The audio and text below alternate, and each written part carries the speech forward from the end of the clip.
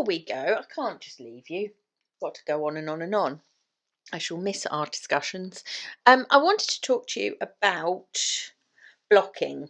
All the way through, I've said to you that this is not complete, this one, but just bear with. Yours is gonna your mandala will look a lot like this one. It will be a bit curly and not sometimes not very even. This one is, I made this in exactly the same way as this. So this looked like this all the way through, and it now is flat and beautiful because of blocking. I've mentioned that through the videos, I think. So a quick discussion about blocking, what it is and what it does.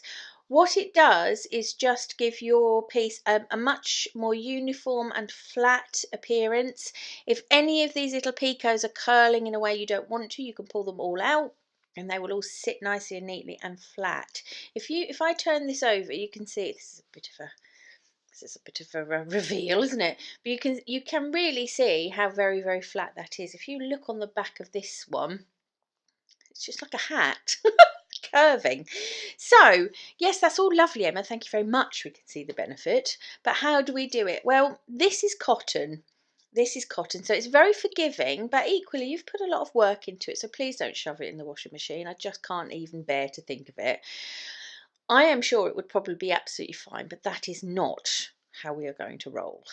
What I would suggest you do, get yourself, if you've got a child's play mat type spongy thing, one of them, or a folded towel will work equally as well, and some pins, some stainless steel pins that do not rust. That is very important because I have seen the damage that rust can do on a completed project when it's been blocked, and it is literally heartbreaking. So please make sure your pins are stainless steel.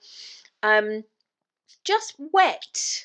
You can pop the whole thing in a basin of water, not boiling hot water, but it would still probably cope. Just hand warm water. If you want to put any no rinse wool wash or something in there with it, please do, to make it smell all lovely. It's not necessary, just to get it all the way wet.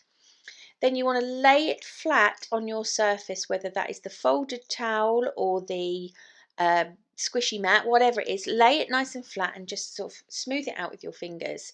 Then each of the points, or in fact anything you're not happy with, if something's sitting a bit wonky, put a pin in and just move it to where you want it to sit and make that pin sit. I put a pin around every single one of these points when I blocked this, every single one.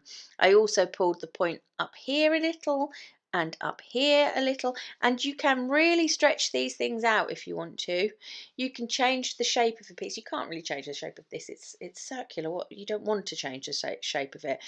But if you're doing a shawl, you could choose to make edges like this, for example. You could choose to make them pointy, you could choose to curve them, whatever. Blocking really does finish a piece off spectacularly well, and if you've invested the time and effort to make something like this with so much work in it, just spend another half a day, and it won't even take a half a day for you to do it, it'll take half a day for it to dry. Give it another half a day to really allow it to come out to its full beauty and potential, because it is worth it. It's really worth it. Once it's all pinned out, don't be tempted to move it or take any of those pins out until it's completely dry, and it's awful waiting. I am the very worst at it, but please do give it a chance to completely dry. Take the pins out and just marvel at the beauty of what you have made.